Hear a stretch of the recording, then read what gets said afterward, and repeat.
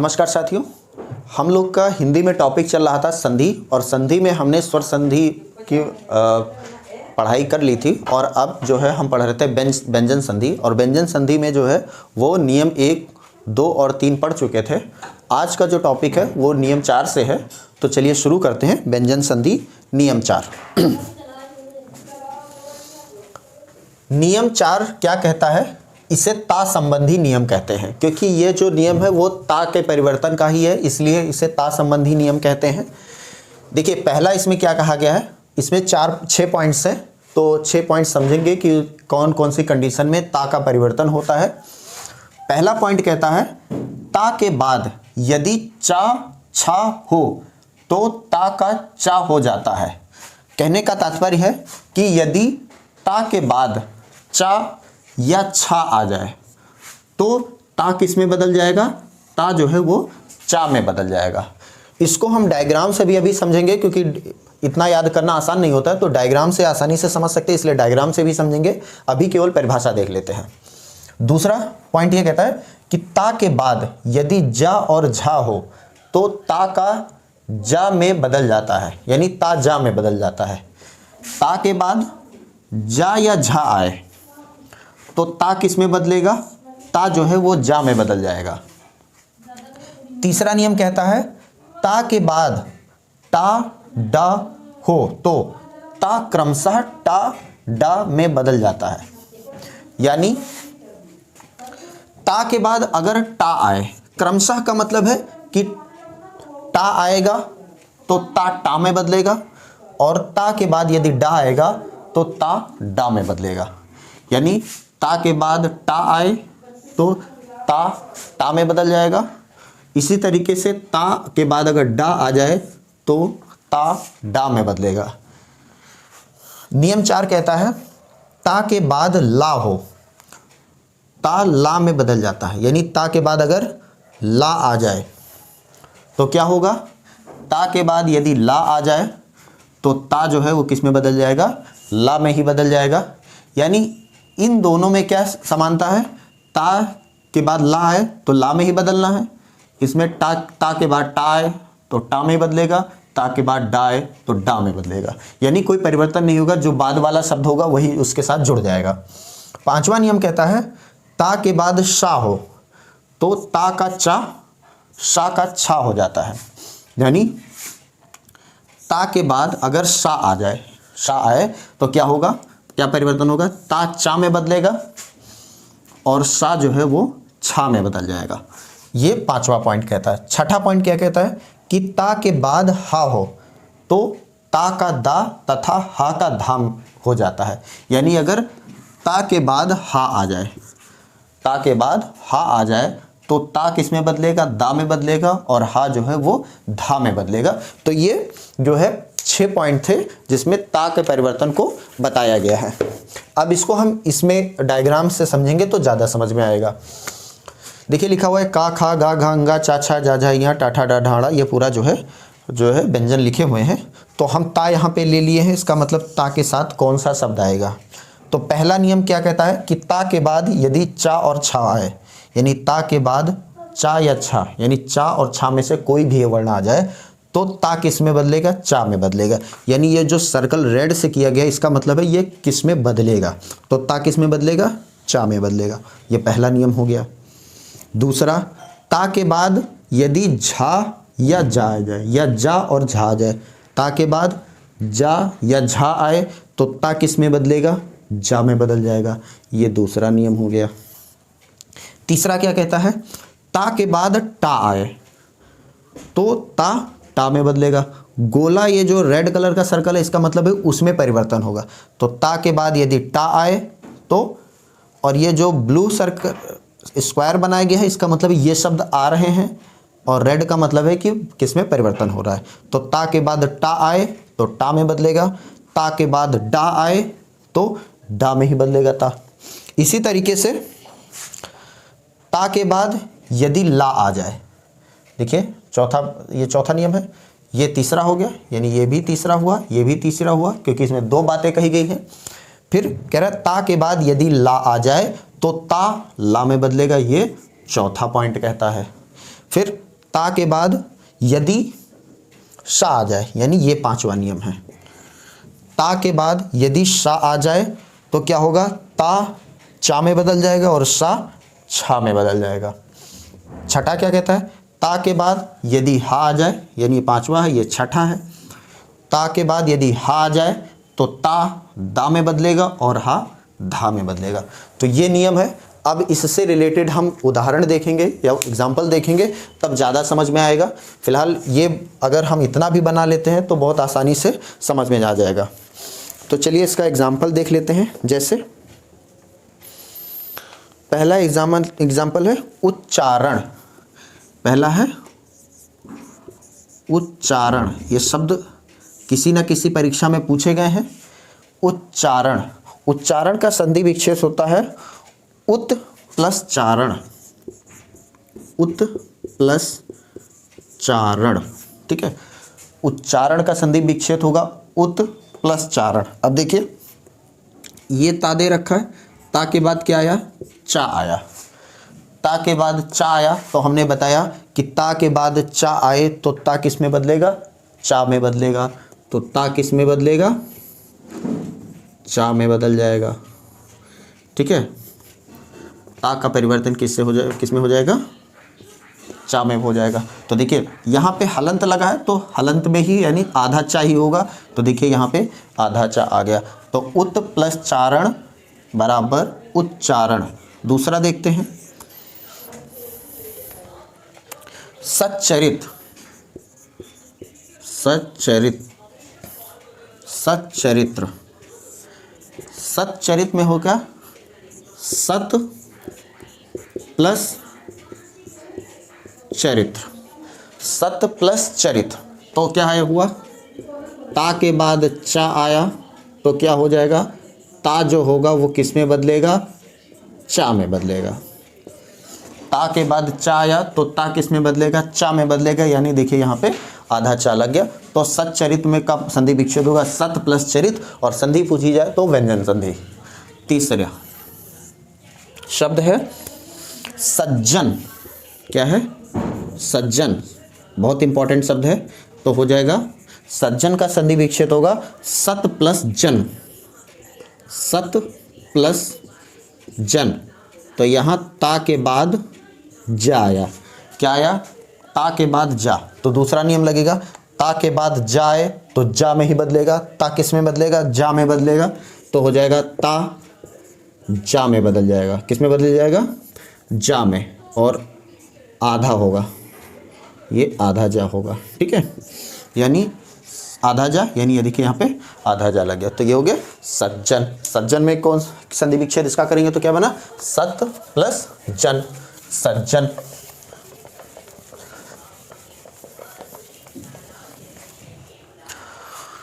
इसके अलावा देखते हैं और जैसे शब्द है उज्ज्वल। क्या है, उज्ज्वल। तो क्या हो जाएगा, उज्ज्वल का संधि विच्छेद हो जाएगा उत प्लस ज्वल। उत प्लस ज्वल, ठीक है। उत प्लस ज्वल, उज्ज्वल हो जाएगा। इसमें क्या है, ता आया और बाद में क्या आ गया, जा आ गया, ठीक है। ता के बाद जा आया, ठीक। तो ता के बाद जा आया तो किस में बदलेगा, ता के बाद जा आएगा तो जा में बदलेगा। यानी ता जो है वो जा में बदल जाएगा। किस में बदल जाएगा, जा में बदल जाएगा। तो देखिए यहाँ पे एक जा और लग जाएगा, ये वाला जा नहीं हटेगा तो दो जा हो जाएंगे, दो आधे जा हो जाएंगे, और आधा ता है तो आधा जा होगा, इसीलिए आधा जा लग गया। तो ये हो गया उज्ज्वल। इसी तरीके से एक शब्द और लिखते हैं उड्डयन। क्या है, उड्डयन। उड्डयन का संधि विच्छेद कैसे होगा, तो उड्डयन का संधि विच्छेद हो जाएगा उत प्लस डयन। उत प्लस डयन। तो यहाँ पे देखिए आधा ता दे रखा है और यहाँ पे डा दे रखा है। तो हमने बताया कि अगर ता के बाद डा आएगा, क्या आ जाएगा, ता के बाद डा आएगा तो ता किस में बदलेगा, आधा डा। किस में बदल जाएगा, आधा डा में। तो देखिए यहाँ पे आधा डा लग गया उड्डयन। तो उड्डयन का संधि विच्छेद हो जाएगा उत प्लस डयन। और इसमें अगर संधि पूछा जाए तो व्यंजन संधि। एक शब्द और लेते हैं, जैसे उल्लेख। उल्लेख, तो उल्लेख में क्या हो जाएगा, उत प्लस लेख। क्या हो जाएगा, उत प्लस लेख। अब देखिए इसमें क्या है, यहाँ पे ता आया और यहाँ पे ला आया। तो हमने बताया कि अगर ता के बाद ला आएगा तो किस में बदलेगा, ला में बदलेगा। ता किस में बदल जाएगा, ला में बदल जाएगा। तो ता ला में परिवर्तित हो गया।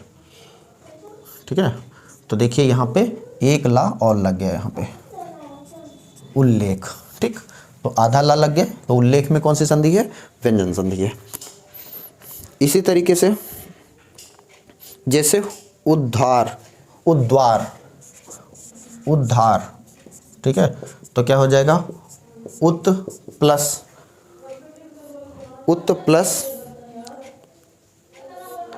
हार। क्या हो जाएगा, उद्धार मत का हो जाएगा उत प्लस हार। तो यहाँ पे देखिए ये ता है और ये हा दे रखा है। ता के बाद हा आया है, तो हमने बताया ता के बाद अगर हा आएगा तो ता दा में बदलेगा। ता किस में बदलेगा, दा में बदलेगा। और हा जो है वो धा में बदलेगा, आधे धा में बदलेगा। ठीक है, तो देखिए यहाँ पे लिखा हुआ है उद्धार। तो उद्धार में क्या हो जाएगा, देखिए ये आधा धा दिया हुआ है और ये दिया हुआ है। तो दा भी दिया है और धा, तो दा में बदला और धा में बदला। तो उद्धार में कौन सी संधि हो जाएगी, व्यंजन संधि हो जाएगी। ठीक है, ये इस नियम पर आधारित था। स्क्रीनशॉट लेना चाहे तो ले सकते हैं। तो चलिए नियम 5 देखते हैं। इसको माँ संबंधी नियम कहा जाता है, यानी माँ वर्ण से संबंधित है। इसमें क्या कहा गया है, यदि माँ के बाद कोई भी व्यंजन आए तो माँ अनुस्वार में परिवर्तित हो जाता है। बहुत ही सिंपल है कि माँ के बाद कोई भी व्यंजन आ जाए तो अनुस्वार, अनुस्वार मतलब होता है इस तरीके से बिंदु, इसको बोलते हैं अनुस्वार या अंग।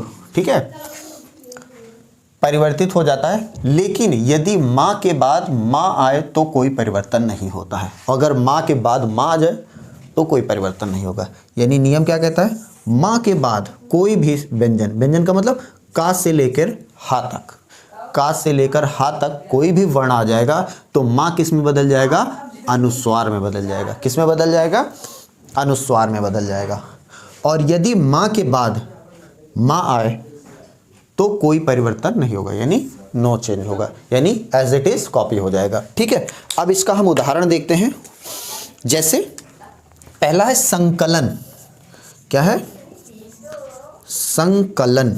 ठीक है, तो क्या हो जाएगा, सम प्लस कलन, सम प्लस कलन।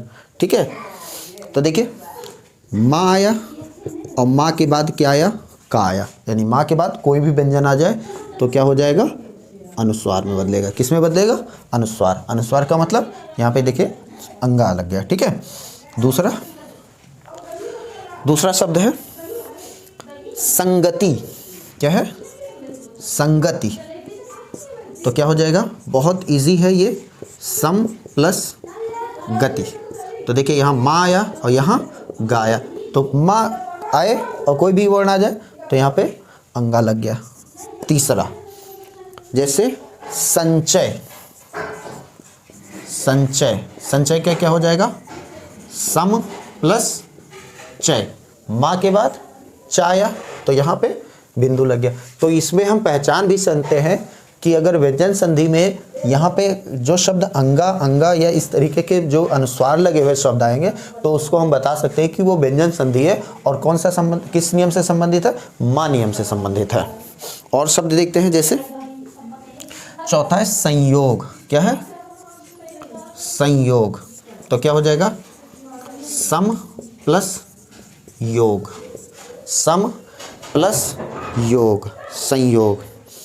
ऐसे एक बहुत इंपॉर्टेंट शब्द है जो पूछा जाता है, वो है संविधान। क्या है, संविधान। तो क्या हो जाएगा, सम प्लस विधान। क्या हो जाएगा, सम प्लस विधान, संविधान। देखिए ये माँ आया और माँ के बाद वाह आया, कोई भी व्यंजन आ जाए, माँ के बाद स्वर नहीं आना चाहिए, व्यंजन आएगा वाह। तो माँ और वाह यहाँ पे बिंदी लग गया, ठीक है, ये अनुस्वार जिसे कहते हैं। इसी तरीके से छठा संसार। क्या है, संसार। तो क्या हो जाएगा, सम प्लस सार, ठीक है। माँ है और सा आया, तो माँ के बाद क्या आ जाएगा, सा। तो किस में बदलेगा, अनुस्वार में। कि यहाँ भी किस में बदलेगा, अनुस्वार में। तो यहाँ पे देखिए अनुस्वार लग गया या बिंदी लग गई जिसे कहते हैं। इसी तरीके से लिखते हैं संघार। क्या है, संघार, ठीक है। तो क्या आ जाएगा, सम प्लस हार। माँ और हा आया, तो माँ के बाद हा आया, यहाँ बिंदी लग गया, ठीक है। ये तो इस वाले नियम से हो गया। अब देखिए इस पे, जैसे आठवां देखते हैं, सम्मान। क्या है, सम्मान, इंपॉर्टेंट शब्द है। तो क्या हो जाएगा, सम प्लस मान। तो देखिए माँ के बाद माँ आया, तो माँ के बाद माँ आया तो कोई परिवर्तन नहीं होगा। ये आधा माँ है, ये पूरा माँ है, आधा माँ पूरा माँ लिखा हुआ है, तो हो जाएगा सम्मान। कुछ शब्द आप लोग कोशिश करिए लिखने, संधि विच्छेद करने का। जैसे ले लेते हैं शब्द, इसको कोशिश करिए, संपत्ति। क्या है, संपत्ति, ठीक है। संपत्ति नहीं, सॉरी, सम्मति है।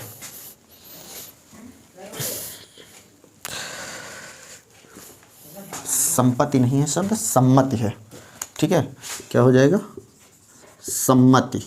ये शब्द, दूसरा शब्द देख लेते हैं एक और, ये आप लोगों के लिए है, जैसे परंतु। क्या है, परंतु। इसका संधि विच्छेद करके देखिए। और शब्द है जैसे संशय। क्या है, संशय, ये एक शब्द है। इसके अलावा संलाप। क्या है, संलाप, ठीक है। तो ये कुछ शब्द हैं जो आप लोग कोशिश करिए, और बाकी ये उदाहरण इसके हैं। ये बहुत ही सरल नियम था। तो इसके बाद फिर आगे देखते हैं नियम 6, या इसे बोलते हैं सा संबंधी नियम, यानी वर्ण सा से संबंधित नियम।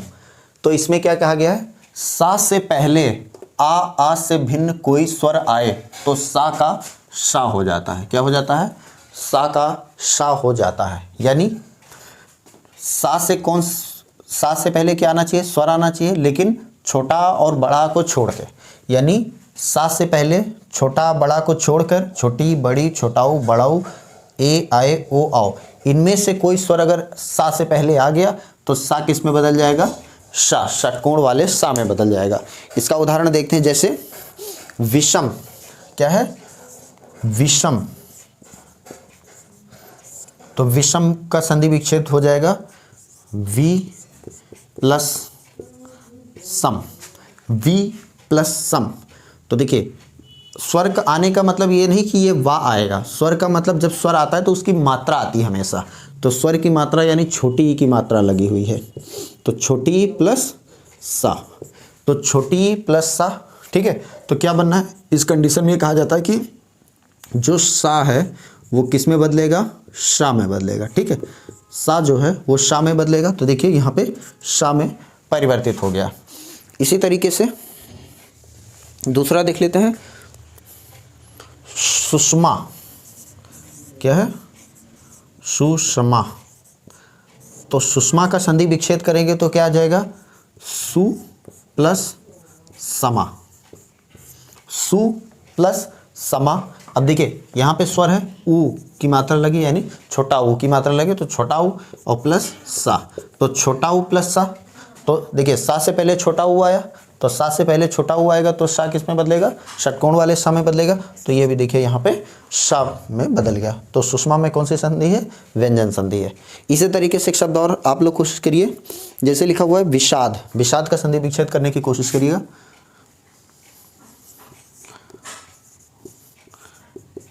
विषाद ये शब्द है, उसको कोशिश करिए किस तरीके से किया जाएगा। देखते हैं नियम 7, ये आखिरी नियम है, इसके बाद व्यंजन संधि खत्म हो जाएगी यानी समाप्त हो जाएगी। तो इससे बोलते हैं ना संबंधी नियम।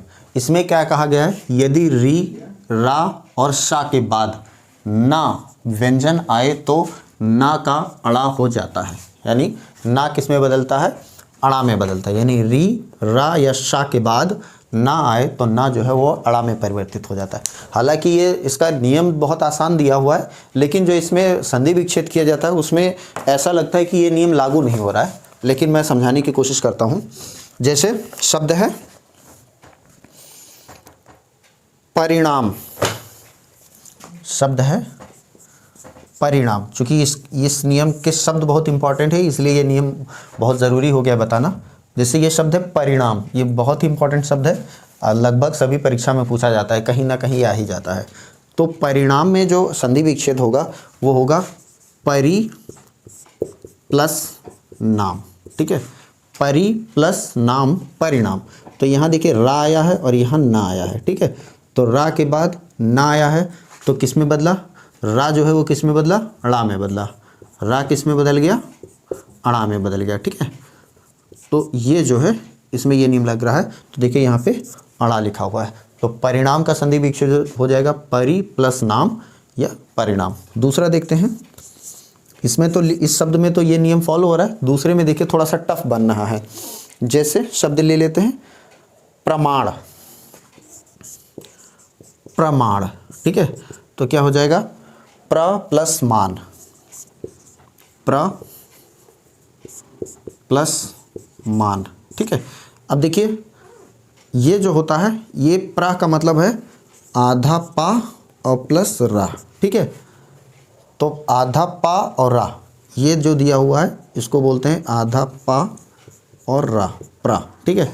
तो ये देखिए यहाँ से रा तो मिल रहा है लेकिन बाद में ना आना चाहिए, लेकिन ना इसमें यहाँ पे दिया है, ठीक है, तो ना आना चाहिए लेकिन ना यहाँ पे दिया है, तो जहाँ पे ना दिया होगा अड़ा वहीं पे बनेगा। जैसे देखिए यहाँ अड़ा यहीं पे बनेगा, तो रा प्लस ये वाला ना मिल रहा है, तो रा और प्लस ना, तो ना किस में बदलेगा, अड़ा में बदलेगा, किस में बदलेगा, अड़ा में बदलेगा। तो देखिए जहाँ पे ना लगा हुआ था वहीं पे अड़ा बनेगा, ठीक है। ये थोड़ा सा नियम टेढ़ा सा लग रहा है कि इसमें माँ की जगह पे ना आना चाहिए, लेकिन ऐसा नहीं हो रहा है, रा के बाद यहाँ ना लेंगे, ठीक है, लेकिन इसके शब्द बहुत इंपॉर्टेंट हैं।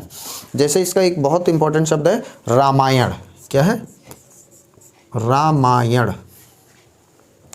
ठीक है, रामायण, ठीक है, तो इसका हो जाएगा राम धन अयन, राम प्लस अयन, ठीक है।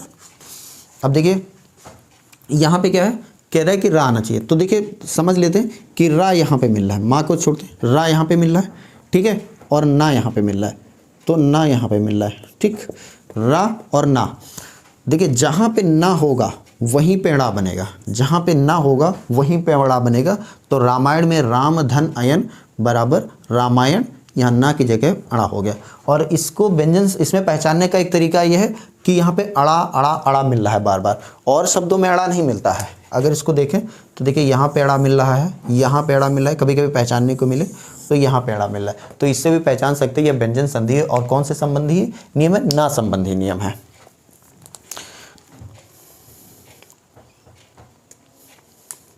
इसी तरीके से भूषण, इसका एक शब्द और है भूषण, भू प्लस क्षण, ठीक है, तो इसका संधि विच्छेद बनना है भूष प्लस अन्न, तो भूष प्लस अन्न, ठीक है। तो देखिए सा तो यहाँ पे मिल रहा है, तो सा ये आ गया और प्लस ना यहाँ पे आया है, ये देखिए यहाँ पे, लेकिन इसमें क्या है कि एक मिनट, भूषण, भूषण में जहाँ पे ना है वहीं पे अड़ा बनेगा, देखिए जहाँ यहाँ पे ना दिया था तो यहाँ पे अड़ा दिया है, ठीक है। और ये अन, ये तो मात्रा ही, तो शा प्लस ना, तो शा मिल रहा है और ना आ रहा है, तो क्या बनेगा, अड़ा। तो भूषण में कौन सी संधि हो जाएगी, व्यंजन संधि हो जाएगी। और कौन सा नियम लग रहा है, ना का नियम। तो नियम इसमें नहीं पूछता है, बस ये पूछता है कि संधि कौन सी है। तो ये थी व्यंजन संधि से रिलेटेड शब्द, व्यंजन संधि हो गया। इसके बाद जब हम आगे डिस्कस करेंगे तो उसमें जो है हम विसर्ग संधि डिस्कस करेंगे। तो फिर नेक्स्ट वीडियो में मिलेंगे, तब तक के लिए नमस्कार।